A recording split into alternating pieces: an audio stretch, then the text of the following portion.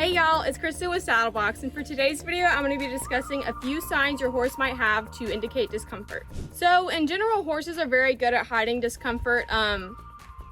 Usually signs are very subtle, but when they do have signs of discomfort, especially during riding, you may notice increased swishing of the tail. Now, some horses are just more sensitive and will have a lot of tail action going on. I have one personally.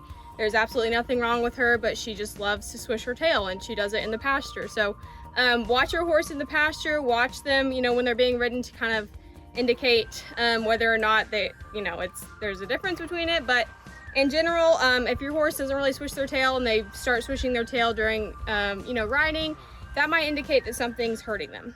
Another sign that a horse may be in pain is, during colic, they constantly check and look at their stomach. So, sometimes if they have ulcers or if the cinch is hurting them, they'll kind of look at it and even pin their ears.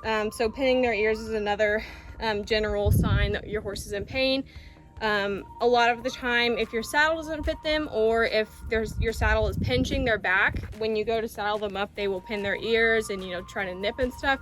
That's a great indicator that your saddle is hurting your horse. Now, there are a few obvious signs of discomfort in horses.